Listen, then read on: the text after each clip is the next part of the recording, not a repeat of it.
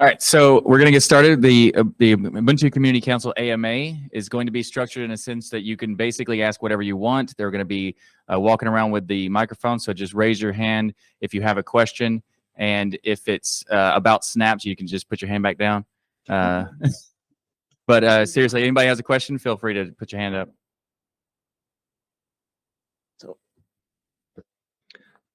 So for anyone else here, what is this community council thing? What are they actually doing? Maybe we can get a quick intro for anyone who's either Okay, sure, on the recording later or doesn't for sure. know. Basically, the community council is the party that is responsible for the compliance of the code of conduct, in short. There's much more than that. There's drafting policies, there's reviewing whatever is going on with the community, what's happening on the internet, and we also receive complaints, we receive suggestions. We plan how basically the community can move ahead and how we can make it work, basically. It's a council that's elected every 2 years. Anyone can nominate themselves, mark then short lists, and then all Ubuntu members get a vote. And Ubuntu members decide who is going to be in the council. I agree with Jose. The other thing we do is that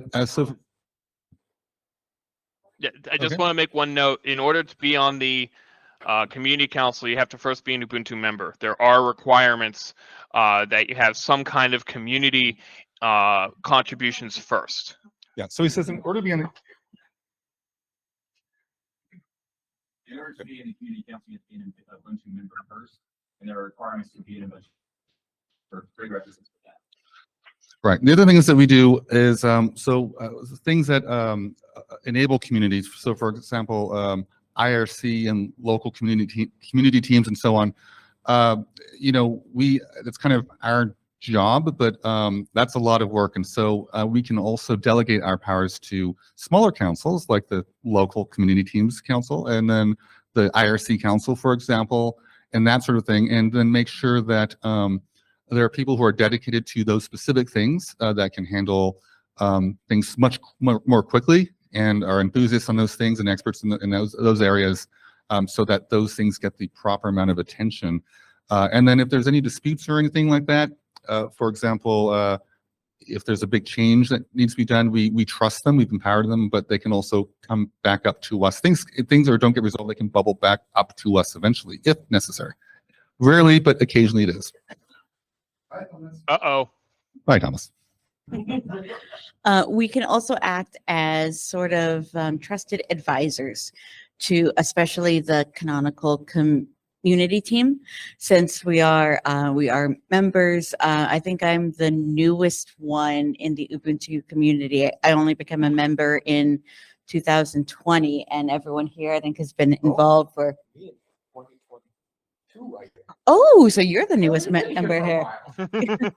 But it's since we are people who are by the merits of applying for membership and being accepted by the membership board and agreeing to run for the council and take on the responsibilities, then we can be sort of a trusted advisory board.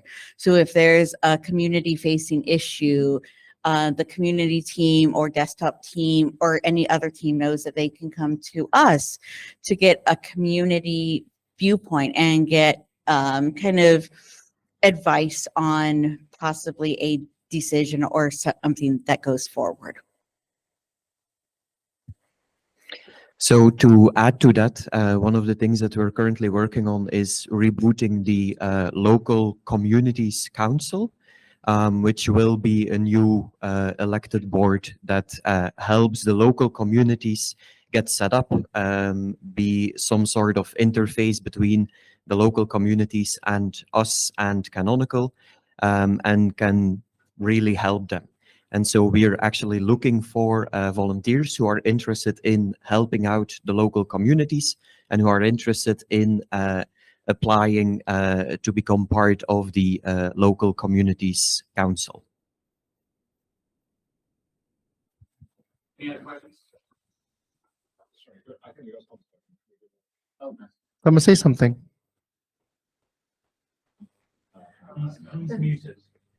Oh, you're muted. Sorry, I mute when I want to. No. You don't hear chugging.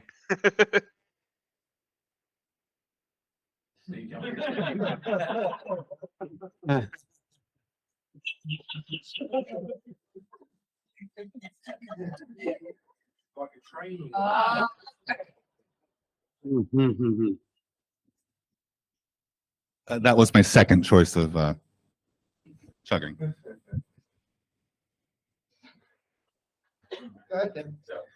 Okay, so I have a question. As the inclusive community that we are, Ubuntu, and we all love, what's our stance on embracing the unofficial Ubuntu Hideout Discord community? You should go ahead with that one. I should. Yeah. Well, I think it's tricky. So that's a fan-run unofficial community, which I think is great. And the problem is there's a risk of, if we say this is great, you've done a great job, and we're going to take it over, and it's ours now, and disempowering enthusiasts. We don't want to do that. Yeah, so we don't want to do that. So we're aware of them, and we're happy people love that. It's not official, but it's unofficial, and happily so. And it seems to be the nice thing about Ubuntu is because of the code of conduct, the behavior and the way people interact are really is uniformly positive everywhere. So as long as that remains this, like even on Reddit, for example, it's a really positive subreddit compared to what it might be. So that's going well. Everything's happy, and I don't think we see any big reason to change that, do we? I really kind of want to back up what Nathan said, and also kind of add to it that we can act as another resource for them. I got to be actually a special preview for the excellent presentation that the Ubuntu Hideout gave today. If you are watching the recording of this, once you finish watching the recording of this, go watch that one. It was fantastic. And they can kind of come to us and say, here's a thing that we would like to do. Do you have advice? And we can just be they are a part of our community that is doing extremely well, and we can be champions and advocates for them just as much as we would any other part of the community that was doing the same. So if that's the case, I think we should probably link to the Ubuntu discourse in things like the installer, Discord, it's so easy, because we link to Ubuntu forums, we link to Ask Ubuntu, we link to other places in places like the installer and in the community pages. And given that, as you've said, it is a very successful, well-run part of our community, we should link to that as well. So I feel like there is a lot of areas where people can contribute, discuss. Reddit, for example, is an example of that. The Hideout is another example of that. And there are many other forums in ways of communication that people use. We definitely can advocate for people to using them. But there's also the matter of how we maintain those and how the community can help maintain those up to a certain standard and ensuring that the code of conduct is complied with. For Ubuntu members, it's easy because you have to sign the code of conduct before you start applying for membership. But when you get into areas outside of that, we need to delve a little bit deeper and find ways in which we can empower those communities. What I'm saying right now is there is no process for us to help empower those communities. And it is actually something that we are starting to develop so that we can eventually list them in other places. We can say, hey, this is the level of support that you can expect. This is like the standard that you should be expecting. Because when you start carrying the name Ubuntu on it, not only the fact that you should comply by the code of conduct, but there should be a level of quality that we should expect from any project that's starting to link itself with the community. Okay, so now I have a question. You talked about rebooting the locals team council. What are the requirements for people to become part of it, and how can they show interest in being part of it? So the requirements are pretty easy. We ask you to be an Ubuntu member and be willing to spend time to help reboot the local communities and the local communities council. As to where you can apply, you can send an email to the Ubuntu Community Council, where you either apply, where you nominate yourself, or you can also, if you think somebody else is great for that kind of role, you can nominate somebody else by sending us an email. Alternatively, if you don't want to send us an email, or if you don't know what our email address is, we're also on Discourse. We have a post up there about the nominations. You can also just reply on that post to nominate either yourself or someone else. Just make sure that if you're nominating someone else, you have their permission to do so. That's a good point. Who has the next question?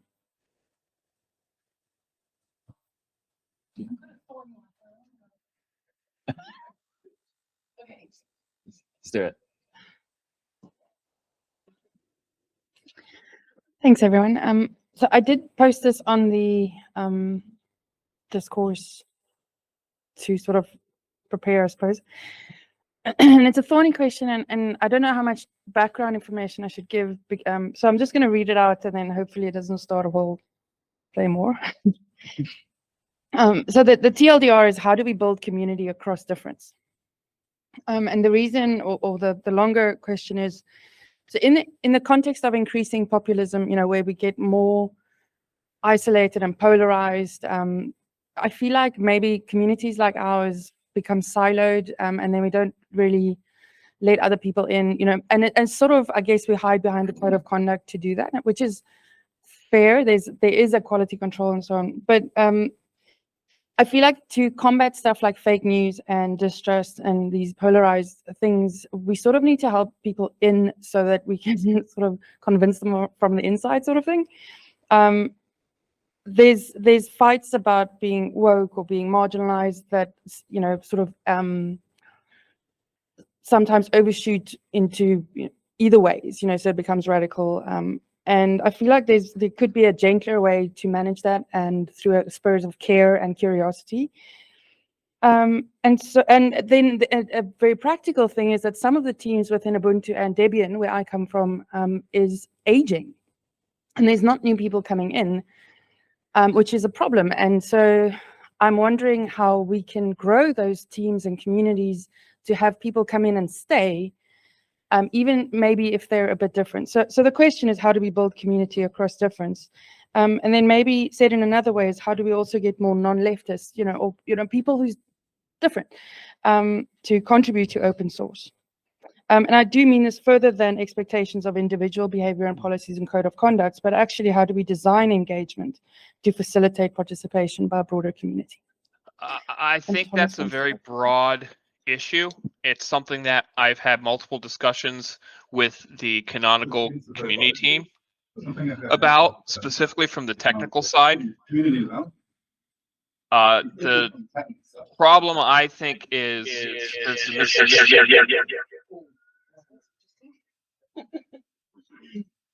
echo. All right, somehow I got echo. Turn the volume up, the mic stuff.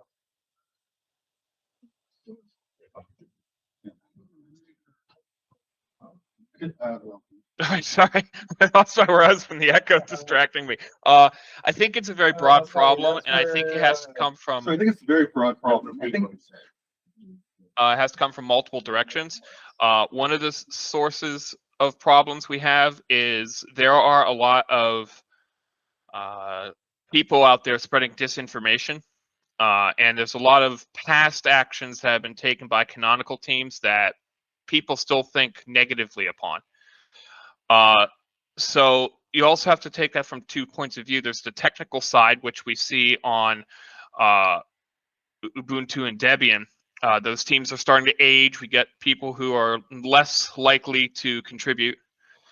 And then you also have the community side where people aren't sure exactly how to get started with that. So I agree we have to work with not just internally within the community council, not just with Canonical, but for the community side, we need to really start saying, we want your contributions. Here's a good way to start contributing.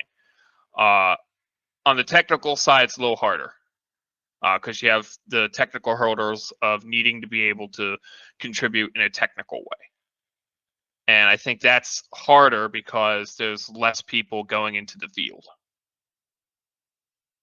overall.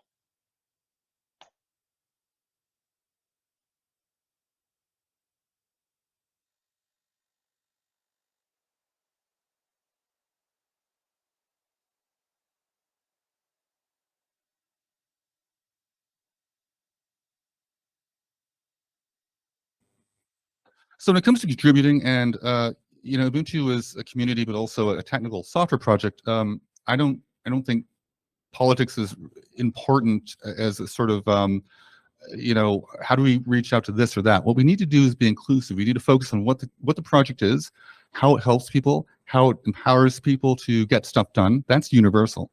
And so I think what we can do is the friendlier Ubuntu is, the easier and more accessible it is to access it, the easier there are ways to contribute. Like I said during the opening, after the opening talk, it's not just code. It's not just you know, things that artwork. It's also things like being accessible, telling people about Ubuntu. You know, being generous with your time, helping people solve problems, bringing them in, being welcoming and being inclusive, so that when they feel comfortable trying out a completely different ecosystem on their computer, that they think a computer sometimes is Windows or is Mac. And of course it's not. So it's like stepping into, well, a lot of us travel here to Latvia from all over the world, and I go outside and I don't understand any of the signs. It's a little, and I'm okay with that. I've traveled a bit, but it's still disorienting. And so when we get people using Ubuntu and experiencing Ubuntu, and then feeling like they want to give back and also help bring their friends, that they say, oh, I used Ubuntu to do this, and this is similar, you can do that. And that starts that journey, and they know that that's appreciated. I think that also helps increase, you know, how people want to contribute. And then if we also have teams that, for example, you know, notice someone on a message forum who's being really helpful, we can reach out and say, hey, we love what you're doing. You know, do you have any questions? You know, keep up the good work. And just acknowledging that, I think that helps drive more inclusion, because a lot of times when you are just a user of a product, you think, well, I use it, other people do things and they're leaders.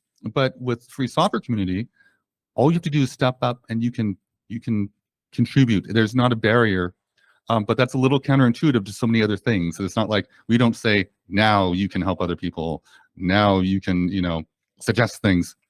We expect that. So I think making that more clear will hopefully help drive inclusion, and that's a process that we can all help with, all of us.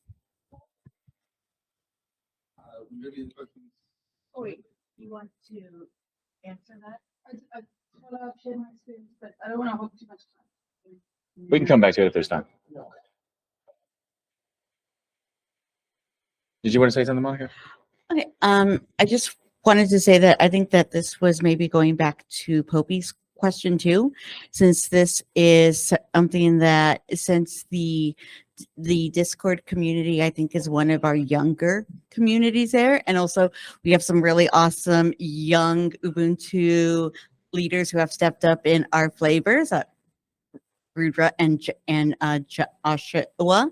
We also have kind of youth focused flavors with Edge Ubuntu. And so I would say that, for Poppy's idea that of maybe, having a link, it's not uncommon to have links to Discord communities. I would say the first thing is, besides any kind of issues of kind of like, where does, kind of the issues that, was it Jose brought up, if we talk about that and we decided that that is something that we feel like that this is a vetted community and they have good adherence to the code of conduct, they're making it a welcoming open space that we would feel positive about sending people there. And if we decided that this was something on the community governance end and the canonical end, that I think it's about extending an invitation. And because we obviously don't want to put it on there without not telling them and be like, oh, hi, you're going to get 100,000 people on your Discord server now. But I think that, finding places like that where you have a much younger community focus, and and also in high schools and groups like the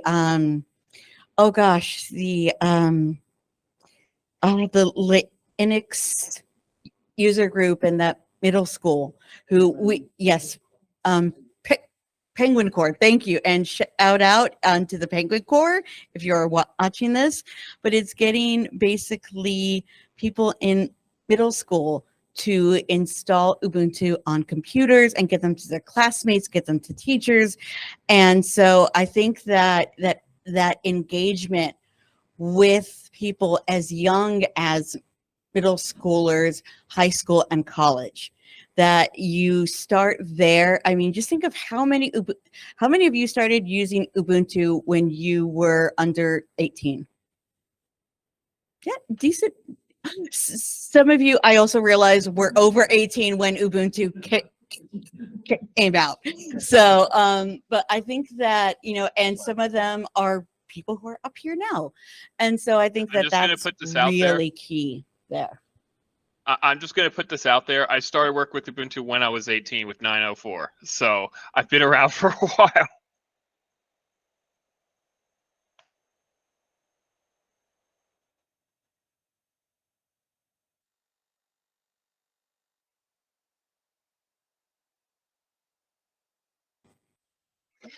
I also wanted to add that if you have any ideas, if you have any projects that you want to work on, if you see some things that you might be able to change in order to improve this community, feel free to help us out. We're just a very small team of about 7 community councilmen.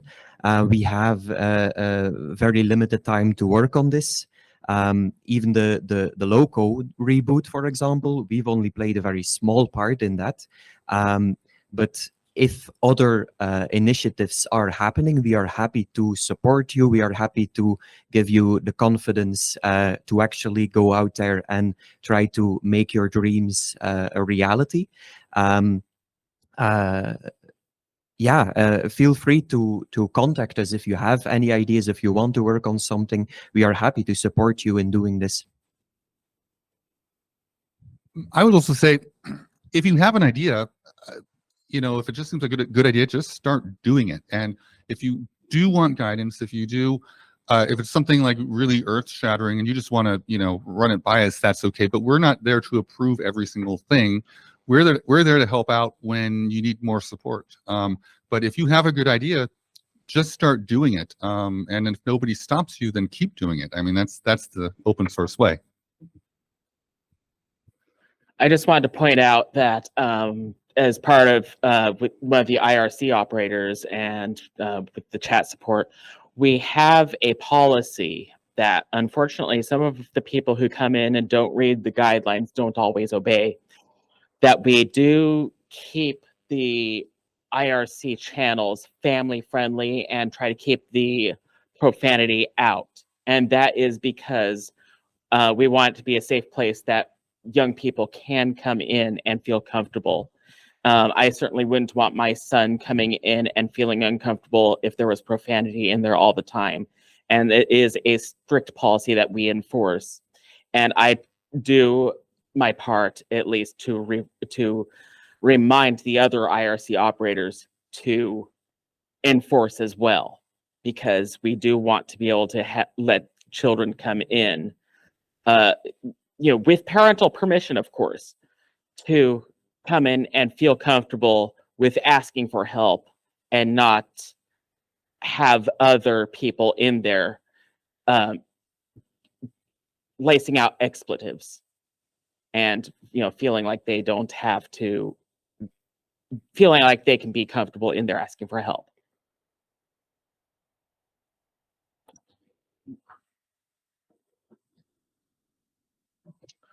I think that comment perfectly encapsulates the previous question that was asked. Sorry, I don't know your name in front of me. Sorry. The no profanity is a particular feeling from a particular point of view. Say, for example, Western European American states, whereas somewhere else, those kind of guidelines, familial guidelines, wouldn't be a problem. And I think this highlights how we are a very large community across a large number of cultures, and one set of rules imposed on people from a different culture where those rules are not the same, those rules seem very bizarre and odd, is a good highlight of how we need to be cognizant of the difference between all of these people out there. And politics being one part, and cultural sensitivities being another part, and there's a lot of these. Yeah, I just wanted to reaffirm that. That's all. And one of the nice things, so an IRC, the conduct is no profanity, and that's very strictly upheld. But you don't get automatically, we don't have bots that automatically ban you if you say a bad word. People know that's the expectation, and so when someone new comes in, they're gently corrected. And of course, if they're very disruptive, then that's different. But it's not just one strike, you're out. The environment there is just anti-profanity, and so there are ways of having those guidelines that you still gently correct people, and if they're like, okay, great, and then they conform or adapt towards that goal, and if they're like, this isn't the place for me, then that's okay too. So there's there's rules, and then there's how you enforce them, and the tone you set. So we try to be friendly and inclusive, and so on. How they react to that.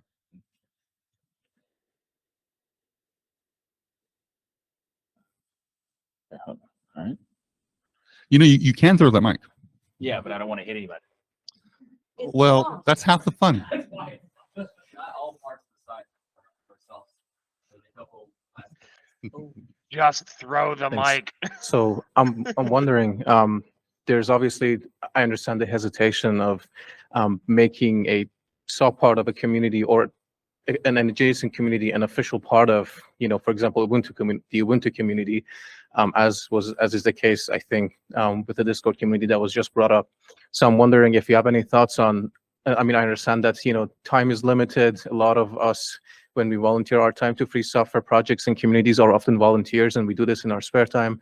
So I'm wondering if you have any thoughts on what maybe these communities can do to help collaborate and facilitate that, of that vetting, I suppose, that needs to be done in order to make them, I guess, more official, or like for you guys to be able to be more comfortable to link to them.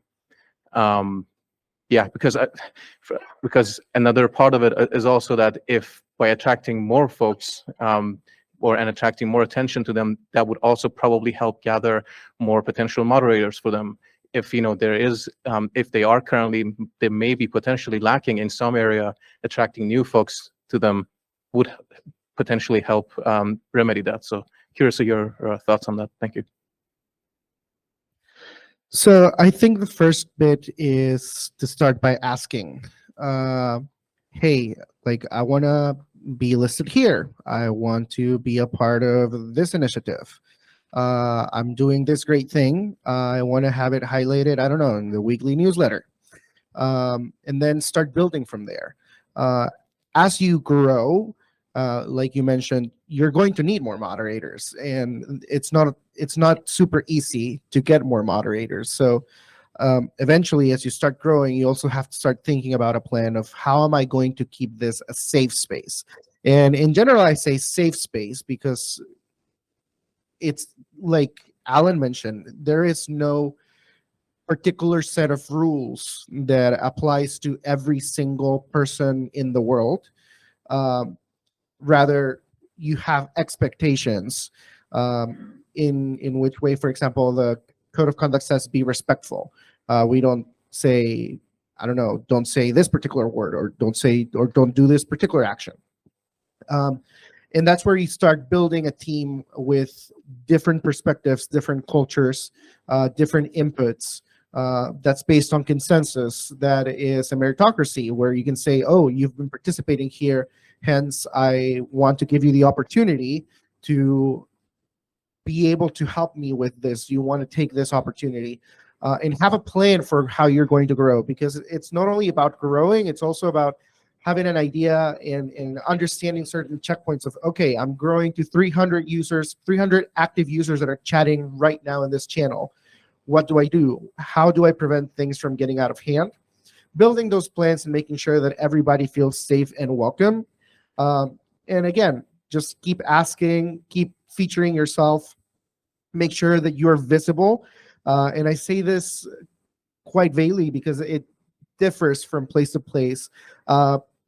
Code project is different than a chat community. And you can be visible in different ways. So, and in different platforms and in different, I don't know, newsletters, outlets. So it's really a matter of making yourself visible. And if you don't know, for example, how to make yourself visible, come to us or go to Discourse, where there's a lot of people that already contribute. So go to a channel that's already familiar for that community and start asking questions, start asking for suggestions, start asking for ideas on how you can become more visible, how you can get more engagement, how you can get more people participating while keeping the space safe for everyone. Who has the next question? All right. Oh, okay. So after further review, let's try it. Did it hurt?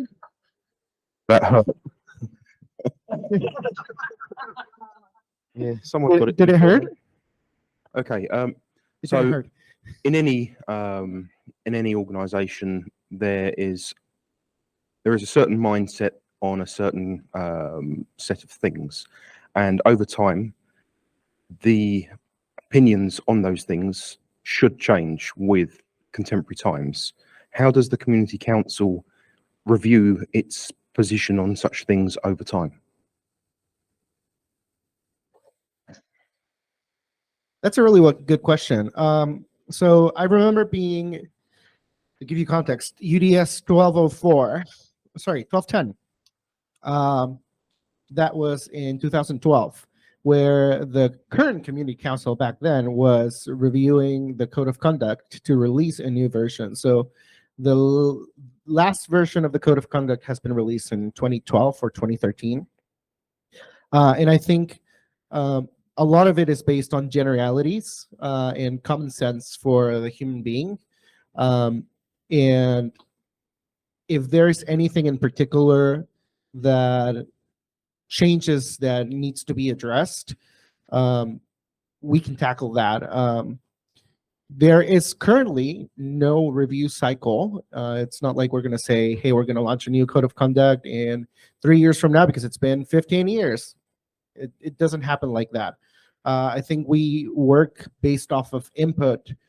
So if there's anything in particular that people are feeling like it's not working, or we notice that there's a lot of people tweeting or going into IRC and saying, hey, I really don't like this, and then just quitting IRC. Then we start thinking about those kind of things. The work that we do is a little bit more reactive. But if you have any ideas on how we can be more proactive, we're always happy to hear. Shoot us an email, find us in the hallway. Let's talk about that. I also want to add my experience as somebody who just joined the community council. We've discussed, I've been in the community council since last year, and we've discussed a number of things, and never have I gotten the answer, oh, but the previous community council made this decision, so that's what we're going to do. Every time a certain issue comes up, the current community council decides based on what they view is the best decision in that time, and past decisions do not have that much way in how we solve a certain issue. I want to argue about that, though. Well, not argue, discuss that, because there are certain cases where past decisions do have to apply. And again, the community council is more reactive than proactive with its policies and topics and discussions. And I think that was Dan I heard make that question. Yes, hi Dan, I know you're there. But we do every council, we have our own, you know, review process and opinions we put in whenever we have to deal with specific cases and anything that does come up. So while we may not update the community code of conduct on a regular basis, that doesn't necessarily mean we're not being progressive with how we deal with specific cases as they come to us.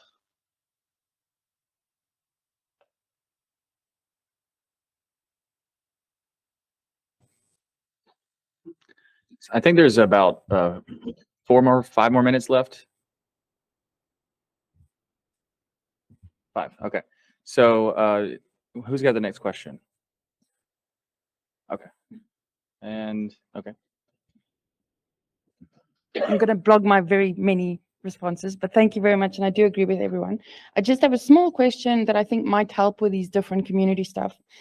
Can a loco be a digital or virtual community? Because I think for the locos, you'd probably have a code of conduct or like stuff that they need to sign. And then in return, you know, if you're part of this community, you get benefits like being part of the locos.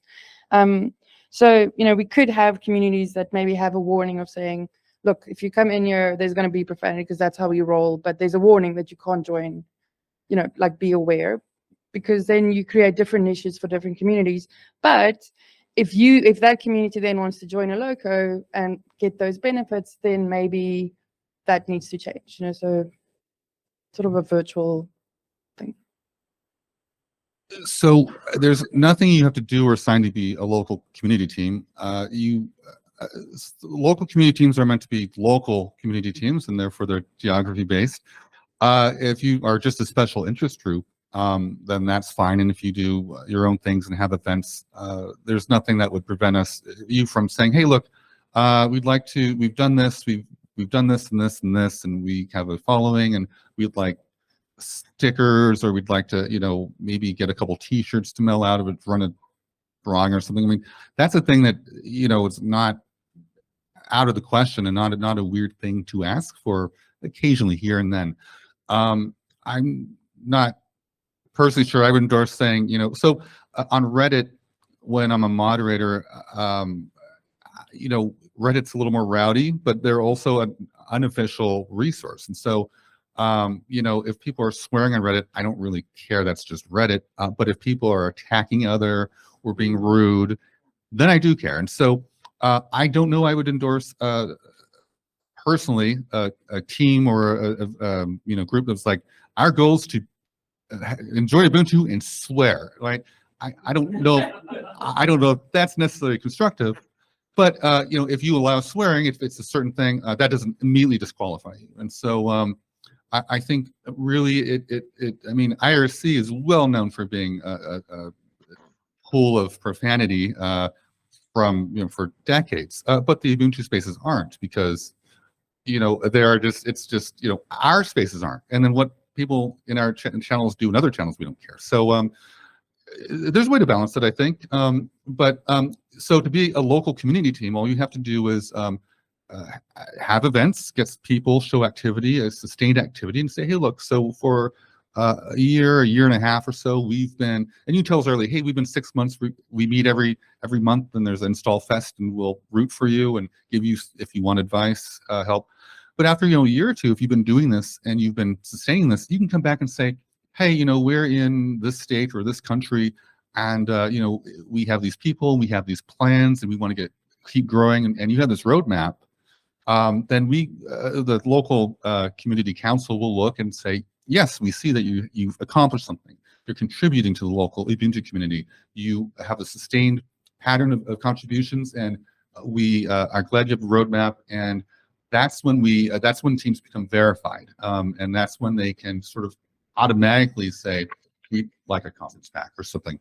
So that's how that works. And likewise, becoming an Ubuntu member is that you've contributed sustainably over at least 6 months. More is always better, but if you're contributing and I have plans to do this and that, I'm helping out, or I'm doing artwork, or I'm working on this, that's when you go to the Ubuntu membership board. And so we're not looking to, well, of course, to be an Ubuntu member, you have to sign a code of conduct, and the local teams the events need to broadly adhere to the code of conduct. But we're not like say, all right, so now you sign a contract and you have to act this way and you have to do this. It's like, it's more of recognizing you've been doing some awesome stuff. We've seen that, and you have plans to continue to do so, and we want to help. So we're very close on time, but a couple questions. Yeah, I think we're pretty much out of time. Do you have a follow-up or anything? We have 1 minute. All right, well. Thomas, do you want to say something? No? Okay. I think I want to summarize what Nathan just said in a few words. It's all about communication. You have to talk to each other, and communication is two-way. You have to talk and you have to listen. And you have to deliver a message effectively. So just chat with each other, understand what works, what doesn't, and when in doubt, refer to the code of conduct or to the community council or anyone else. Ask questions and just keep it safe for everyone. Monica, you want to say something? No. I have a follow-up question from earlier. You're talking about trying to get the younger generation involved and how you can do that. And I was wondering, which one of you have volunteered to do dances on TikTok? That's a Thomas job. No, I think maybe that should be a question for the closing reception if there's going to be music. Perfect. Your question.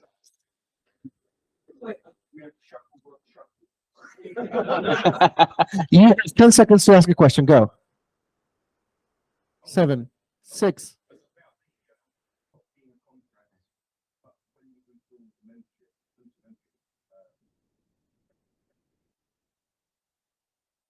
No. He says that when you sign the code of conduct, you become an employee. Not as far as I know. And I've heard Code of that take conduct several times. Yes, Yes. provide source. Let's get the source. Okay, let's take that to the hallway because I want to clear the room for the next speaker.